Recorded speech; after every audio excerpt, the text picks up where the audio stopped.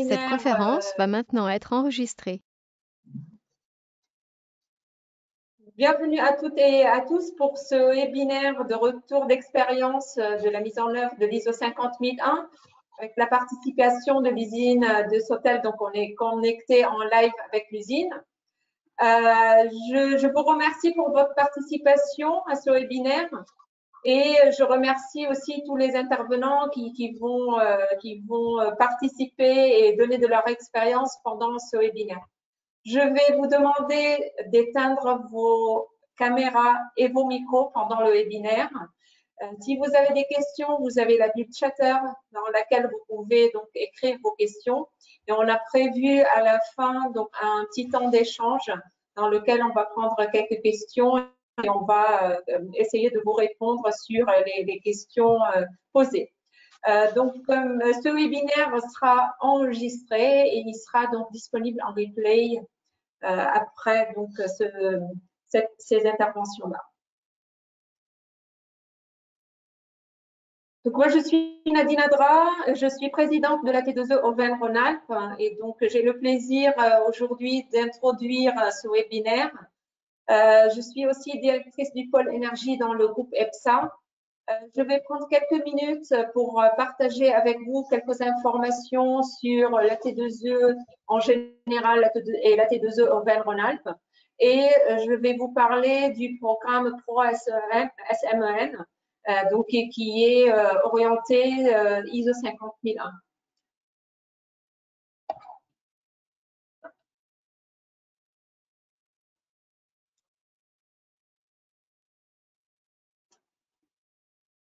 Donc la T2E que vous connaissez, donc c'est une association technique énergie-environnement qui existe maintenant depuis plus de 40 ans.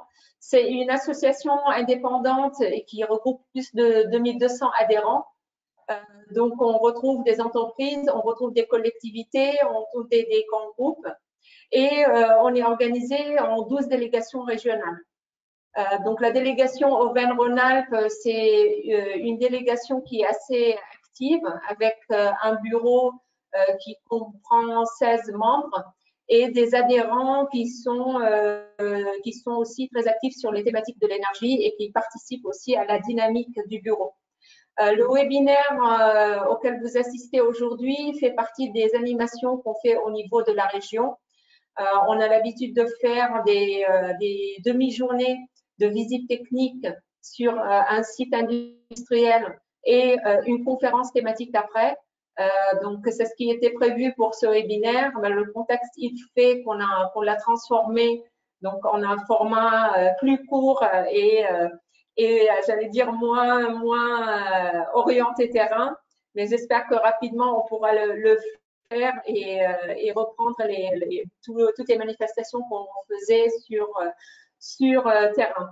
Donc, n'hésitez pas, si vous êtes basé dans la région aussi, de revenir vers nous si les thématiques vous intéressent et si vous avez envie de faire partie de cette dynamique-là. D'une façon générale, donc la T2E travaille sur les thématiques de maîtrise de l'énergie avec les entreprises et les collectivités. Donc, on est vraiment orienté sur comment aider les utilisateurs, tout type d'utilisateurs, à mieux connaître les actions qu'ils peuvent faire pour économiser l'énergie. Les thématiques aussi que vous voyez donc sur l'écran, ce sont les thématiques qui sont portées par les 7 clubs. Les 7 clubs, donc je pense que vous connaissez bien le club certificat d'économie d'énergie, mais il y a aussi le club biogaz, power to gas, efficacité énergétique, cogénération, pyrogazéfication et stockage d'énergie. Donc c'est pour vous montrer tous les sujets sur lesquels travaille la T2E et ça permet en fait d'être force de proposition au niveau de ces thématiques-là. Il y a aussi un bimensuel très technique qui est édité par la T2E, donc qui s'appelle Énergie Plus, et qui permet aussi d'avoir des infos et d'actualités sur les thématiques de l'énergie.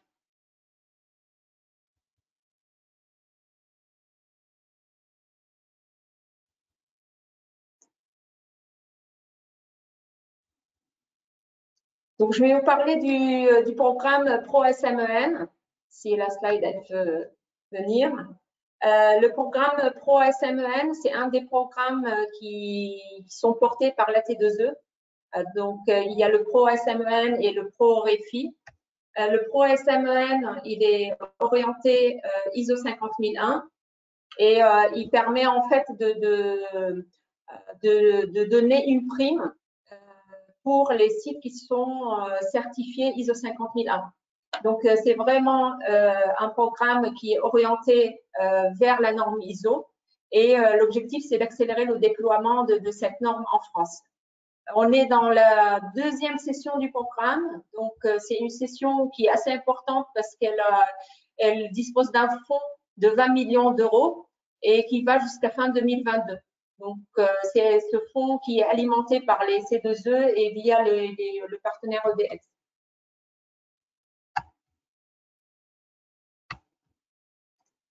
Donc, Pro-SMEN, ça permet en fait aux entreprises d'aller chercher la certification ISO 50001 et de recevoir une prime qui peut aller jusqu'à 40 000 euros. Donc, j'essaie de faire défiler, mais il ne veut pas. Donc, cette prime, en fait, permet de financer une partie, voire la totalité de l'accompagnement ISO 50001. Vous avez sur le site du programme Pro-SMEN tous les détails concernant la demande, les étapes aussi de demande de cette prime. Donc, il y a une première étape qui est basée sur un questionnaire et une deuxième étape, une fois que la certification elle est obtenue, qui permet au site d'aller chercher la prime. Donc, il y a une équipe au niveau de la T2E nationale qui s'occupe du programme Pro-SMEN et qui pourra vous renseigner sur tous les détails de ce programme-là. Je vous propose de rentrer dans le vif du sujet avec un cas très terrain et un cas d'application donc d'un site industriel de la région, un site qui est allé chercher la certification ISO 50001 dans sa version 2018 et qui a pu bénéficier aussi de la prime Pro-SMEN après l'obtention de la certification. Donc, je laisse la parole à Vincent Blage de l'AFNOR. Donc, il va nous parler de l'accompagnement de ce site et après aux intervenants qui sont en live de l'usine pour partager avec nous aussi leur expérience terrain et comment ils ont vécu et l'expérience ISO 50001, mais également ce que la prime leur a apporté. Merci Nadine. Donc bonjour à tous, je suis Vincent Blage, délégué régional de AFNOR Auvergne-Rhône-Alpes. Je vais essayer de faire très vite, c'est juste pour repeindre et remettre en avant le contexte de ce qu'est l'ISO 50001 avant de passer la main à l'usine de Zotel, puisque bien évidemment c'est le retour d'expérience qui est le plus important dans la présentation. Sur l'ISO 50001, aujourd'hui, cette norme-là est en version 2018. Il y en a eu une première, l'initiale, qui avait été faite en version 2011. L'ISO, c'est donc une norme internationale sur le système de management de l'énergie. Comme beaucoup de normes de système de management, aujourd'hui, elle reprend une structure commune avec les chapitres que vous avez sous les yeux pour pouvoir intégrer beaucoup plus facilement ces normes. Ce qui est demandé aujourd'hui dans cette norme ISO 50001, c'est la capacité à démontrer que le système mis en place est efficace et surtout la capacité de démontrer que l'entreprise améliore sa performance énergétique. Le terme démontrer est important parce que cela suggère que c'est à l'entreprise d'être en capacité à démontrer et pas à l'auditeur de certification à le déduire. Donc, ça veut dire que la démarche doit vraiment être basée sur des critères de démonstration pour être en capacité à montrer des résultats proches de l'amélioration sur plusieurs usages énergétiques. Donc, il y a deux choses, la performance énergétique au travers des différents indicateurs et l'efficacité du système de management de l'énergie.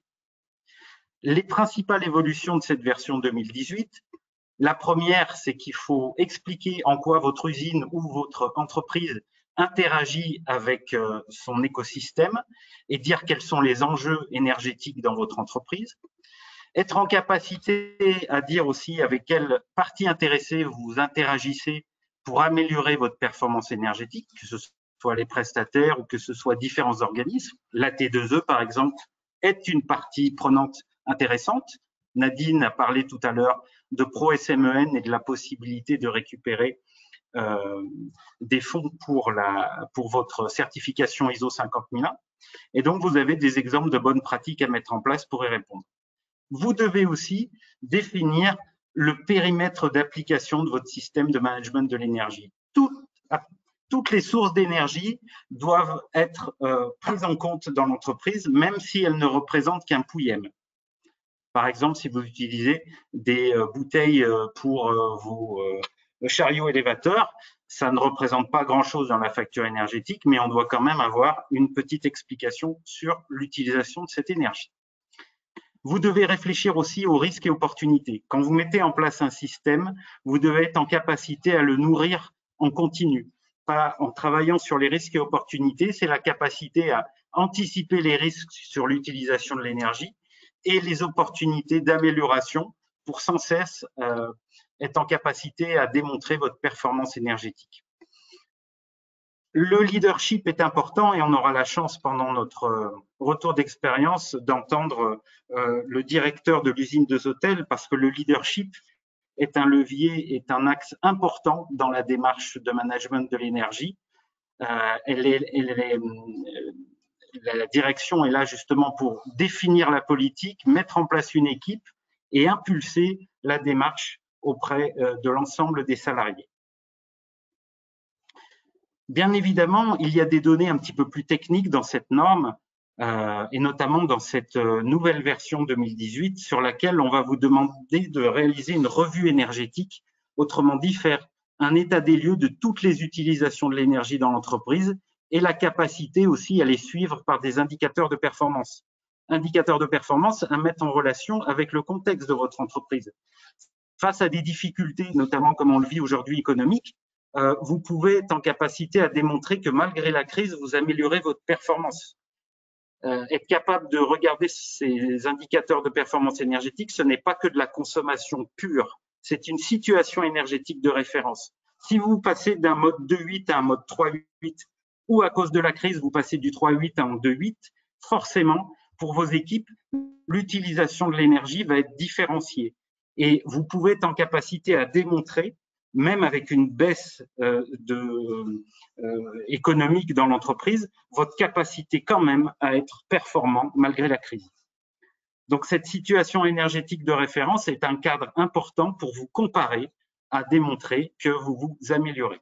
Et on voit que pour déterminer tout ça, il va falloir réfléchir à des facteurs, ce qu'on appelle facteurs pertinents, facteurs statiques, qui peuvent jouer sur la consommation énergétique. Bien évidemment, évaluer ces performances, c'est important. Vous devez utiliser des indicateurs de performance énergétique en trouvant les bonnes unités pour pouvoir démontrer que cet indicateur est pertinent. Et vous devez faire évaluer votre situation énergétique de référence parce que d'une année à une autre, une entreprise parfois ne se ressemble pas. Il y a eu énormément de changements et il faut se recomparer avec quelque chose qui est le plus proche de la réalité. Évaluer donc sa performance et l'efficacité de son système. Et encore une fois, dans une vision de démonstration. L'ISO 50001, pour terminer, c'est mon dernier slide, c'est une capacité à renforcer vos enjeux autour de l'énergie, de développer une gestion de l'énergie compatible avec votre stratégie en fonction des investissements à venir, la capacité aussi à montrer une maîtrise, parce qu'avant la performance, ce qui est important dans l'entreprise, c'est d'abord la maîtrise de l'énergie, son état des lieux, ses réseaux de gaz, ses réseaux électriques, ses réseaux d'air comprimé, et ensuite, c'est la performance. Mobiliser les collaborateurs, parce que tout le monde a un impact sur les consommations d'énergie, et être en capacité à mieux investir et fiabiliser ses investissements au regard des enjeux. Et c'est un vecteur de compétitivité. Merci beaucoup. C'était assez rapide, mais c'était vraiment pour mettre en place le contexte. Et maintenant, place au retour d'expérience de l'usine de Sautel. Merci à eux. Oui, merci. Bon, vous nous entendez bien? Très bien. Ok, c'est parfait. Donc, usine de Sautel. Donc, on va se présenter rapidement avant de passer effectivement au vif du sujet. Alors, ici, autour de la table, nous sommes 3 de l'usine de Sautel. Donc, il y a Sophie Sanchez, qui est responsable QRSE, Philippe Bourlois, qui est responsable maintenance, et puis moi-même, Nicolas Billerman, qui suis le directeur du site depuis 1 an. L'usine de Sautel, c'est une usine qui fabrique le produit que vous voyez ici sur la table. On fabrique des extincteurs. On en fabrique à peu près 500 000 par an. Et on appartient à un groupe qui s'appelle le Groupe de Sautel, dont le PDG est Jérôme de Sautel. Donc, c'est une entreprise familiale, 3e génération, très fortement implantée, qui a vu le jour en région lyonnaise et qui maintenant est très implantée en France, mais également avec un bureau à l'étranger en Allemagne, qui réalise la plupart de son chiffre d'affaires en France et en Europe, mais également un peu sur l'export en Asie notamment. Et le groupe de Sautel réalise aujourd'hui environ 150 millions d'euros de chiffre d'affaires. Et nous, usine de Sautel, donc on est un des 2 sites qui fabriquent des extincteurs. On a, nous, ici, un chiffre d'affaires qui se situe entre 25 et 30 millions d'euros par an. Nous sommes 80 personnes sur le site. Et on a piloté, en fait, la mise en place de l'ISO 50001 au niveau du site. Ça n'a pas été fait au niveau du groupe, qui est beaucoup plus important. Il y a plus de 1200 personnes. Donc on parle vraiment d'une mise en place qui a été pilotée en local par mon prédécesseur, Christian Thierry. Moi, j'ai repris le flambeau, donc il y a 1 an à mon arrivée. Voilà pour la rapide présentation du contexte et puis de qui on est. On va passer sur le retour d'expérience. Sophie, tu ouvres le bal? Allez. Donc, l'énergie à l'usine, ça a commencé en 2013 avec le programme Smart Electric Lyon, où les installations devaient au départ concerner des particuliers et des collectivités territoriales, et puis le programme cherchait des entreprises volontaires. Et en termes de leadership, notre précédent directeur était volontaire pour beaucoup de choses. Donc, on s'est retrouvé avec une belle installation et des sous-compteurs installés en 2013. Sous-compteurs avec lesquels on ne savait pas trop quoi faire, on doit avouer, à l'époque. Donc, on avait une belle installation, on ne savait pas trop quoi en faire. Donc, par la suite, on a pu être accompagné, c'était déjà EDF, me semble-t-il, pour l'exploitation des données. Et là, on a commencé à voir la puissance du sous-comptage et des outils mis en place par EDF. Donc, ça a continué comme ça, de manière un peu informelle. Et puis, à la sortie d'un groupe de travail AFNOR, donc là, je renvoie sur AFNOR, sur les achats responsables. Donc, on a fait un projet RSE puis achat responsable avec l'AFNOR. Et à la sortie de réunion, puisque à l'époque, il n'y avait pas le Covid et on avait encore droit au moment de convivialité autour d'un café, et autour d'un café, on s'est fait embarquer dans la 50 000 puisqu'on nous a dit, écoutez, Stan, il faut y aller. Il y a la T2E derrière qui subventionne avec le fameux projet, fameux programme Pro SME. Et du coup, ça devait être février 2018 et on est parti. Et notre chef, qui était très très pressé parce qu'il partait à la retraite, il a dit, je veux qu'on soit certifié avant la fin de l'année. Donc, on a eu 9 mois pour mettre en place la 50 001. Donc, on doit avouer que si on avait su à l'époque ce qui nous attendait, on ne serait peut-être pas parti. Mais en tout cas, on ne regrette pas d'y être allé. Mais en 9 mois, ça a été quand même la course, avec la belle surprise du mois d'août sur le changement de la norme. Donc, on est passé à une baie 2018 à 2-3 mois de l'assertif. Donc, nous, on avait commencé le programme avec la version 2011. Et puis, fin août, en rentrant de vacances, on découvre que la version 2018 arrive. Et là, on se dit, nous, on est déjà, donc pour le contexte de l'usine, on est déjà ISO 9001, on avait basculé sur la version 2015. On est ISO 14001, on avait déjà basculé sur la version 2015. On était au OSHAS 18 000, donc en total, on a passé la 45 000. Et donc, on s'est dit, qu'est-ce qu'on fait? On passe la V 2011 comme c'était prévu, et puis il faudra refaire le boulot pour passer en V 2018. Ou alors on se secoue et on passe la V 2018. Donc là, on a fait le point avec l'AFNOR pour voir si l'auditeur était capable et habilité à passer la V 2018, ce qui était le cas. Et puis, on a secoué un peu tout le monde, et puis quand l'AFNOR nous a dit, vous allez peut-être être les premiers, bon là, le côté challenge a fait qu'on est passé sur la V 2018. Et a priori, en France, on est les premiers. Voilà pour la partie système. Après, en pratique, ça a été beaucoup de boulot sur le terrain. C'est une norme qui est quand même énormément technique, contrairement à tous les référentiels qu'on avait par ailleurs. Mais c'est vrai qu'on avait un gros bagage. Alors, en plus des ISO 9000, 14000, OSHA 18000 et ISO 45000, on avait aussi démarré en 2013 une démarche RSE. Donc, développement durable, on n'est pas certifié, enfin, on n'est pas certifiable, on n'est pas ISO 26000, mais on s'appuie sur d'autres référentiels. Ce qui fait qu'une bonne partie des outils qui ont été présentés par Vincent Blache au départ, les SWOT, les PESTEL, l'analyse des parties prenantes et puis la gestion risque et opportunité, c'est déjà des outils qui étaient chez nous bien intégrés. Donc c'est aussi pour ça qu'on a pu basculer et si vite sur une 50000 et si vite sur la version 2018, puisqu'avec une structure HLS qui est maintenant prise en compte dans toutes les nouvelles normes, on avait un système qui était déjà dimensionné pour accepter la V2018. Voilà pour le démarrage. Philippe, est-ce que tu veux parler de la partie plus technique? Oui, moi je vais parler un peu de la partie technique. Donc, tout à l'heure, vous avez parlé de l'audit énergétique, donc il a fallu reprendre pas mal de choses. Alors, j'ai pris ma pince en thermométrique et j'ai fait le tour de toutes les machines, de tous les départs électriques de l'usine pour faire des relevés. Donc, on avait un joli tableau, plusieurs pages, tableau Excel, et puis on a fait le point, et de là, on a effectivement sorti des usages énergétiques, des gros consommateurs d'énergie. En ce qui nous concerne, on a un four qui consomme beaucoup de gaz, on a la partie chauffage, on a 2 bâtiments, on a le traitement de l'air, donc chauffage et climatisation qui représentent une grosse partie, et enfin l'air comprimé. Donc ce sont les 3 gros, je dirais, UES à ressortir. Et puis, avec l'outil dont parlait Sophie, l'outil EDF nous a accompagnés. C'est un iBoard, on s'appelle ça un iBoard, c'est-à-dire qu'on peut savoir en quelques minutes notre consommation et grâce au compteur, sur quel départ ça se situe. On a eu pas mal de surprises, notamment des compresseurs qui démarraient tout seuls le dimanche.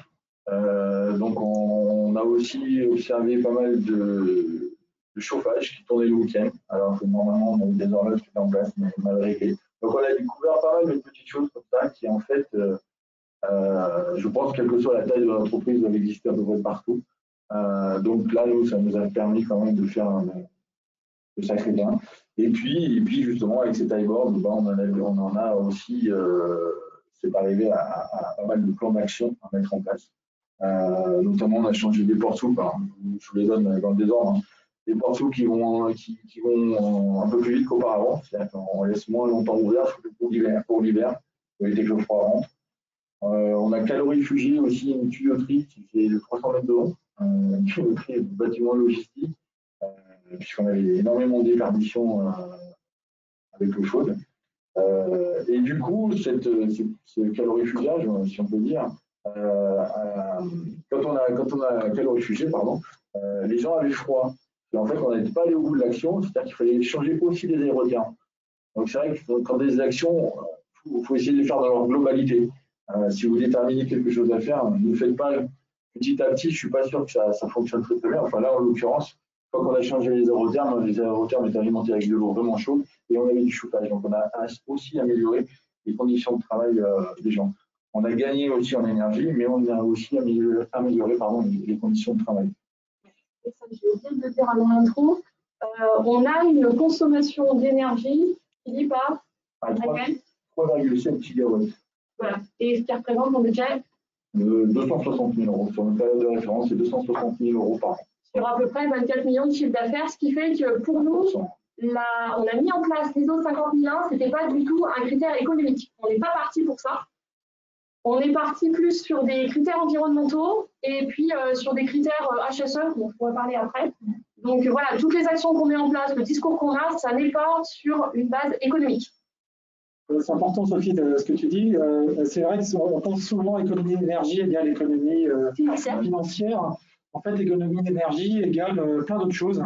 Ça permet de se présenter comme étant plus vertueux auprès de nos salariés qui sont très sensibles à ça. Et on sent le même engouement que lorsqu'on a été certifié ISO 14001. C'est très pris au sérieux également par nos clients qui viennent nous visiter. Quand on était en période Covid, on avait à peu près 2 ou 3 visites de clients par semaine. Et c'est une thématique qui en intéresse 2 sur 3 à peu près. Donc voilà, on est sur des thématiques. Oui, il peut y avoir quelques économies, quelques gains financiers.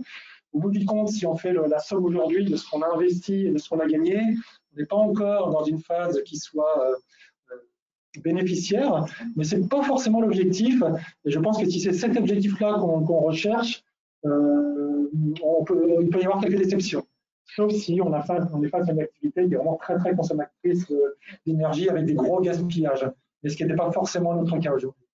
Notre objectif initial sur 3 ans, c'était d'améliorer notre performance énergétique de 10%. C'est ça. Donc c'est sûr que si on attendait un retour financier, l'économie annuelle espérée, c'était 26 000 € par an. Et donc en termes d'investissement, on ne fait pas grand-chose avec ça. Mais chez nous, les objectifs n'étaient pas financiers. Voilà. Oui, c'est ça. Qu'est-ce qu'on avait d'autre? Je t'ai coupé. Non, je sais pas. Alors l'IBOR, oui, l'outil EDF, qui enregistre en fait, tous les compteurs sont connectés à l'IBOR. Donc on a 26 compteurs installés sur le site. On en a une vingtaine pour l'électricité. On en a 15 pour l'électricité, 6 ou 7 pour le gaz, et on a des débitmètres qui enregistrent les débits d'air comprimés. Donc tout ça est relié à l'IBOR, ce qui nous permet en fait d'avoir, comme je le disais tout à l'heure, en temps réel notre consommation. Et là-dessus, on a relié notre fabrication d'extincteurs, donc on peut avoir des ratios assez intéressants qui nous permettent de voir déjà s'il n'y a pas de dérive, si on améliore notre performance énergétique.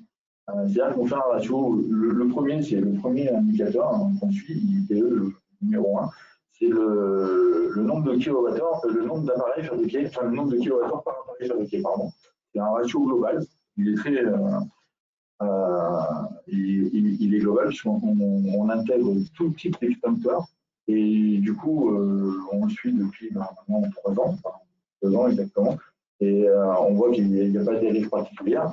Et les autres indicateurs, c'est notamment la ligne 170, l'appareil que vous voyez en haut, qui représente 70% de notre fabrication. Donc là, plus spécifiquement pour le four est gros consommateur de gaz, comme je le disais tout à l'heure. Donc on a un ratio, le nombre de kilowatts de gaz par appareil qui passe dedans. Donc voilà, en fait, pour chaque UES, on a des indicateurs qui nous permettent de voir s'il n'y a pas de dérive et surtout s'il y a effectivement des gains suite aux actions qu'on met en place sur ces différents UES. Voilà. En gros, comment ça se passe. Et le fait d'avoir accès à un tableau de bord en permanence et en temps réel sur tous nos compteurs nous permet effectivement de détecter certains détails. Par exemple, un samedi, on a mis en route les compresseurs parce que l'équipe maintenance devait intervenir et on a oublié de déprogrammer le samedi. Et le week-end d'après, le compresseur tourne pour rien. Ou sur les heures de dépensement de chauffage, ou sur l'heure d'allumage du four. On voit vraiment, ça donne une ligne d'information et ça permet de maintenir sur le contrôle justement et de ne pas gaspiller tous les efforts qu'on a fait, par des choses en fait qui sont toutes bêtes mais qui peuvent consommer pas mal d'énergie et qu'on n'aurait pas maîtrisé. Et en plus, avec ce système, on a aussi des alertes. Alors ça, c'est très intéressant, on les a mis en place dernièrement. C'est-à-dire que vous mettez des valeurs talons, des valeurs limites, que vous ne devez pas dépasser normalement. Et si on les dépasse, automatiquement, 24 heures après, vous avez une alerte sur votre mail ou sur votre smartphone. Et vous savez que pendant la nuit, par exemple, vous avez un dépassement.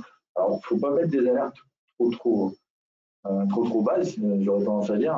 Là, notamment, les dernières qu'on a mis avec EDF, c'est-à-dire un dépassement de 20 kW pendant plus de 30 minutes. Donc, on a une vraie consommation anormale.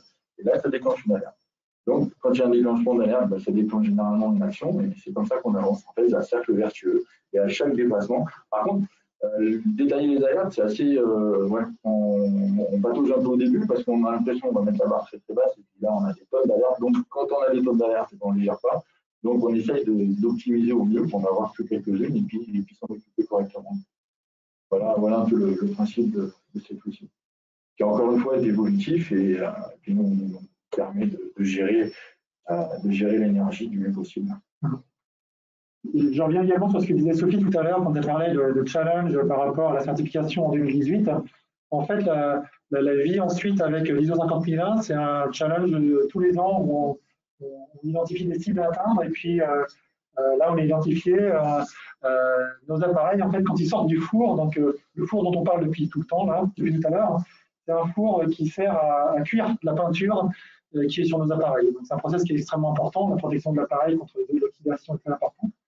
Et en fait, nos appareils, ils sortent du four et ils refroidissent à l'air ambiant. Ça peut être intéressant l'hiver quand il fait froid, mais l'été, quand il fait déjà chaud et qu'on a des rooftops qui essayent de rafraîchir l'air et qu'on a nos appareils qui sortent du four toujours à 200 degrés, on se rend bien compte qu'il y a un problème. Et donc, on identifie ça comme étape suivante. Et maintenant, avec le système qu'on a, on sera capable de mesurer justement le gain aussi bien en termes de consommation du four qu'en consommation d'énergie pour rafraîchir. Voilà.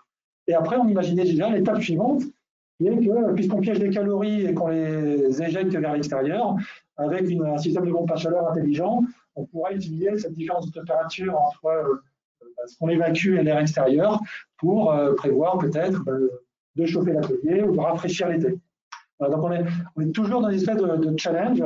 Alors qu'il doit s'inscrire, comme on l'a dit tout à l'heure, que ce n'était pas forcément dans un but de gain à chaque fois. Donc, il doit s'inscrire effectivement dans un budget. Il faut chaque année allouer une enveloppe en fonction de son souhait, de sa stratégie, de ses besoins à l'ISO 50001. Est-ce qu'on a d'autres choses à dire? Moi, je veux bien sur les 14 000. Ouais. Donc là, je reprends la casquette purement HSE. Donc, je vous ai dit qu'on était déjà 14001 depuis 2005. Donc, un SME qui a déjà 15 ans et qui s'essouffle, il faut être honnête, comme dans beaucoup de systèmes environnement qui ont cet âge-là. On a fait le tour de beaucoup de sujets, ce qui fait qu'avec l'énergie, on a enregistré comme aspect environnemental significatif. La 50001 nous permet de redynamiser une 14 000 qui s'essoufflait un peu. Donc, on arrive du coup à travailler sur ce domaine-là de l'énergie et puis à remonter aussi un peu la motivation du personnel puisque c'est un sujet qu'ils peuvent traiter à l'usine, mais aussi chez eux. Et c'est vrai que dans les séances de communication qui ont été faites en 2018, donc on a pris tout le personnel par groupe de 10 sur une journée, ça a duré 45 minutes, et on a eu énormément d'échanges. Ça n'a pas été seulement de la présentation, il y a eu énormément d'échanges entre le responsable énergie et puis les différents salariés, que ce soit des idées et des remarques pour l'usine, mais aussi pour la maison. Ouais. Ok, on peut peut-être passer aux questions-réponses s'il n'y a pas de point particulier à aborder. J'ai une question. Quel impact la prime pro-SMEN a eu sur la décision de mettre en place l'ISO 50001? Est-ce que ça a été une aide à la décision?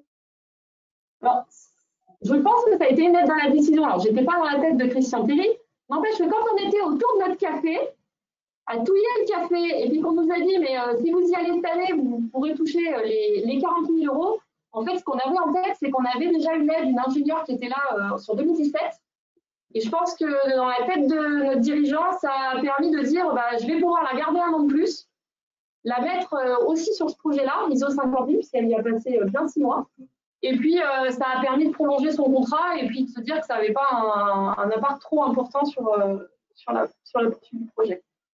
Donc là-dessus, je pense que ça a été un coup de pouce. Voilà. On y serait peut-être allé de toute façon, mais je pense que la prise de décision rapide et puis voilà, ce projet mené en 9 mois, ça a aidé.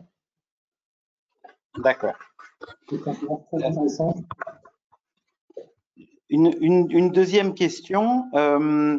combien y a-t-il de salariés assignés on va dire à la tâche ou à la fonction autour de l'énergie dans l'entreprise? À combien vous estimez l'équivalent temps plein pour faire vivre le système?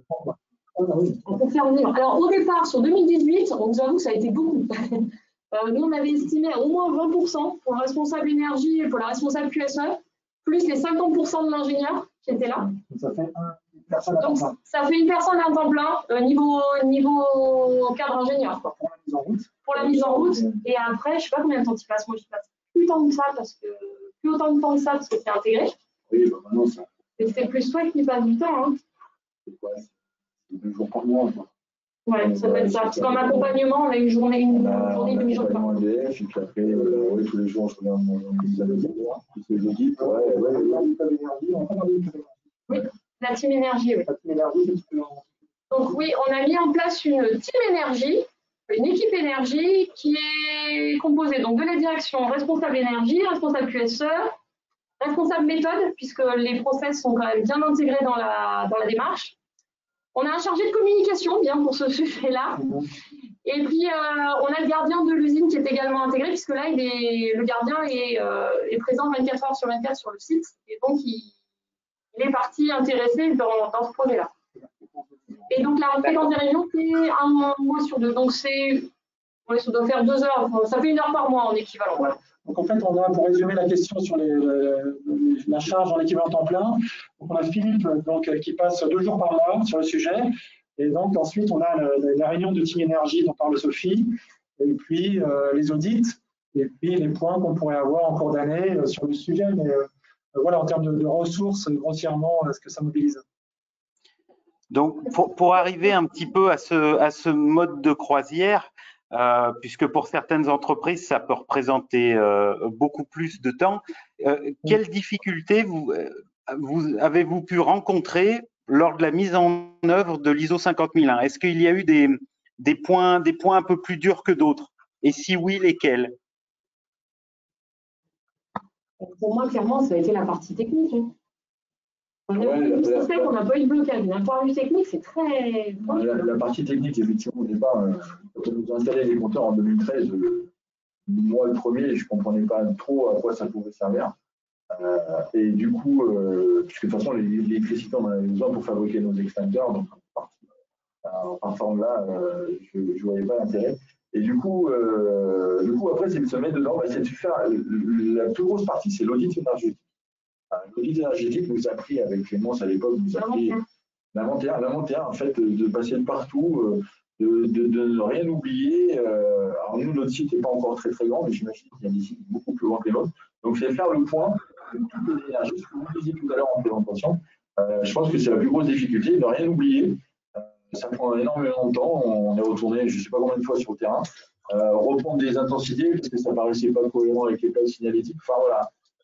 Pour moi, c'était les choses les plus compliquées, les plus longues et plus dur à faire. Voilà. Donc, c'est ce qui tourne autour de la revue énergétique. Ouais, tout à fait. De faire le bilan complet. Un point important sur la mise en œuvre, alors que je n'ai pas vécu puisque c'était antérieur à mon arrivée, mais on m'a raconté comment ça s'est passé, c'est sur la façon d'aborder cette certification. Et nous, on est une PME de 80 personnes. On n'est pas une ETI de 500 ou 600 ou 1000 personnes. Et il faut raisonner à cette échelle-là. Et il y a eu une grosse difficulté sur le premier audit interne, en fait, le premier audit à blanc en avant de la certification, où on a été face à des auditeurs en fait, qui attendaient de nous le travail qu'aurait pu produire une ETI. Et ça a été assez violent, parce que ça a été vécu chez nous comme une énorme remise en cause du travail qu'on avait fait. La leçon qu'on a maintenant avec du recul, et pour avoir échangé ensuite à froid avec les auditeurs, etc., c'est qu'il faut vraiment expliquer, prendre le temps d'expliquer à ces auditeurs quelle est notre réalité, quelle est notre taille, et quelles sont nos ambitions, et comment on veut construire notre système. Et la leçon de ça, c'est qu'il est tout à fait possible de construire un système sur une entité de notre taille, mais il ne faut pas vouloir tout faire, sinon on se noie, et ça prend effectivement une part trop importante à la fois en termes de ressources humaines et à la fois en termes financiers, ça devient trop lourd. Donc il faut vraiment adapter la mise en œuvre de cette norme à la réalité de son entreprise et échanger sur le sujet avec les auditeurs.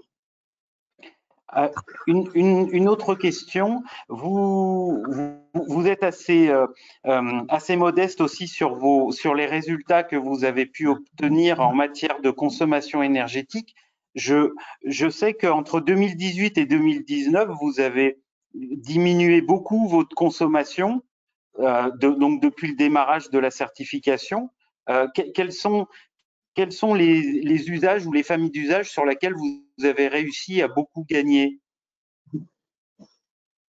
J'en parlais tout à l'heure, au niveau donc, du chauffage en logistique, c'est un des plus gros gains qu'on a pu faire, notamment au niveau du gaz.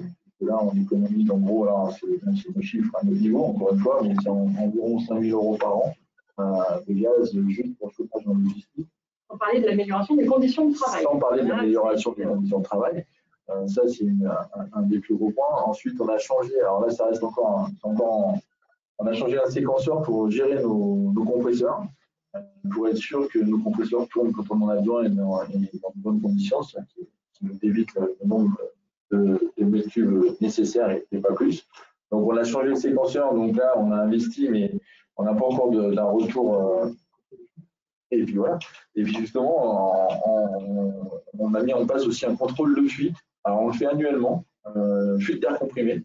Donc, on a quelqu'un qui vient, qui établit un rapport. Et là, le dernier qu'on a fait, justement, on avait une vingtaine d'actions, une vingtaine de fuites. Donc, on les a réglées et ça, c'est un gain estimé à environ 8 000 €. Donc, voilà, c'est ce genre d'actions qui ont été mises en place depuis. En parallèle aussi, on fait, alors c'est plus sécurité, mais ça touche aussi un petit peu l'ISO. On fait beaucoup de contrôles thermo. On fait 2 contrôles thermographiques par an de toutes nos armoires électriques pour éviter les départs de feu et puis la surconsommation, parce que, comme tout le monde le sait, quand les contacts chauffent, on consomme plus. Donc, ça peut relever quelques anomalies. Donc, voilà, ce genre de choses. Merci. Une question, est-ce que dans les faits, l'aide du programme ProSMEN, qui peut aller jusqu'à 40 000 €, a couvert tout ou partie des dépenses que vous avez pu faire sur vos différents process énergivores, ou pas du tout? Alors, les actions qu'on a mises en place depuis 3 ans, on a dépassé les 100 000 €. Donc, voilà. La question, c'est sur le processus de certification. Un processus de certification. Non, c'est à savoir, est-ce que l'aide du ProSMEN vous a permis de couvrir tout ou partie des investissements que vous avez pu faire sur vos différents usages énergétiques? Une partie des dépenses engagées. Je vous dis, on a dépassé les 100 000 €. Donc voilà, 40%. Quoi. Ouais, c'est une aide substantielle, hein, mais ça ne couvre pas du tout l'ensemble des dépenses. D'accord. Donc l'idée aujourd'hui, c'est que sur ces 100 000 €, le retour sur investissement, puisque vous avez pris la décision, il rentre beaucoup dans la décision chez vous? Aujourd'hui, non, il doit être dans notre décision, il doit être en 3e ou 4e position dans nos critères. En fait, aujourd'hui, c'est ce qui le choix de pérenniser l'ISO 50001, c'est lié effectivement à l'image que ça renvoie auprès de nos clients. Et on est face à des acheteurs qui sont de plus en plus sensibles à ce sujet, voire qui nous disent que bientôt ils vont mettre ça dans leur cahier des charges. Donc voilà, c'est un point qui est important. Et puis je vous l'ai dit, hein, vraiment auprès de nos salariés, c'est un point qui a une oreille très attentive et ça permet d'avoir des personnes qui sont des salariés qui sont un peu plus fiers de venir bosser dans un site qui fait attention à ses dépenses d'énergie. Parce qu'ils en parlent avec leurs enfants et on sait que voilà, la génération qui arrive est très intéressée par ça. On est dans ça. Voilà. C'est intéressant parce que ça soulève une approche aussi de responsabilité sociétale, de dire qu'effectivement les gens les salariés sont intéressés au fait de travailler dans une entreprise qui fait attention notamment au thème de l'énergie, mais aussi à d'autres thèmes. J'ai balayé l'ensemble des questions, je crois, qui ont pu être posées. Je ne sais pas si Nadine veut reprendre peut-être un peu la parole. On est arrivé à peu près au bout des 3 quarts d'heure qu'on s'était donné. Oui, moi je voudrais vraiment vous remercier pour ce retour d'expérience qui est très riche et qui est très lié au terrain. Effectivement, les questions qui ont été posées aussi ont permis d'avoir une image qui est plus complète.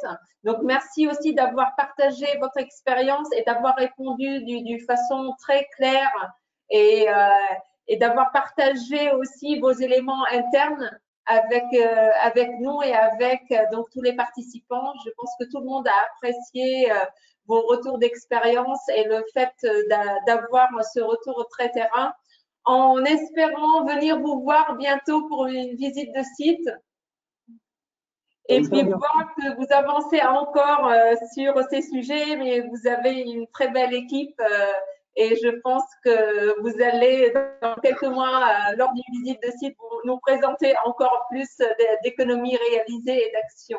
Donc, bravo pour votre intervention, pour vos actions et merci pour la qualité de ce webinaire, de cette intervention. Merci aussi Vincent, merci au support de la T2E et merci à tous les participants pour cet échange très riche.